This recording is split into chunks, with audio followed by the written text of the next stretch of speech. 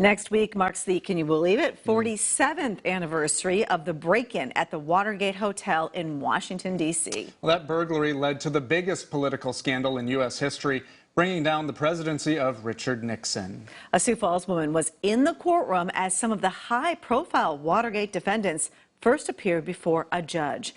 She tells KELOLAND's Perry Groten that events taking place today have political parallels going back to the Watergate era. Well, that's right, Angela. The Watergate scandal unfolded during the 1972 presidential campaigns of South Dakota's U.S. Senator George McGovern and Nixon, who was running for re-election. Caroline Landon was working as a Washington, D.C. courtroom artist when the story broke. She was among the first members of the news media to cover the legal proceedings that would become part of history.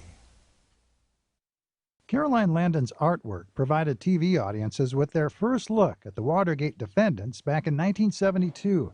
But in those earliest days, there was little media interest in the case. The newsroom sent me out by myself to cover this local story. Something had happened down at the Watergate. These people were being arraigned. Go down there and draw them. And I didn't have a reporter. And there was hardly anybody in the courtroom.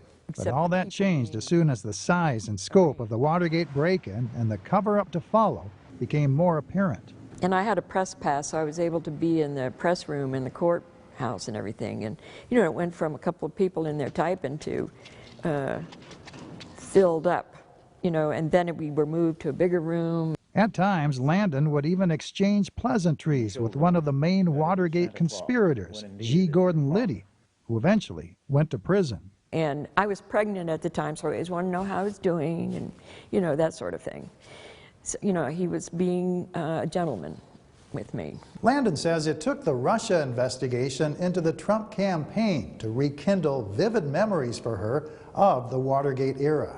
I haven't thought about it for a long time until 2 years, you know, until Trump became president and all this stuff broke loose, and it's familiar to me. The Russia probe has even drawn comparisons to Watergate, and Landon was there at the very beginning, drawing the first rough sketch of history. So now it's all like, wow, all this stuff's pertinent to, because, you know, until recently, Watergate was just, people didn't think about it very much, and didn't mean a lot to a lot of people because they don't know, you know, that was in the past. Now it's talked about a lot, and it's current history. Landon, who's a self-taught painter and illustrator, says she made far more money covering criminal cases than any of her other professional artistic projects.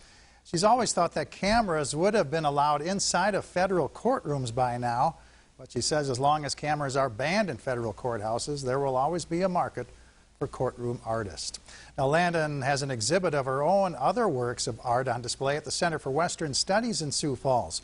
We'll show you the painting's spiritual significance to South Dakota Native Americans in Sunday Night's Eye on KELOLAND.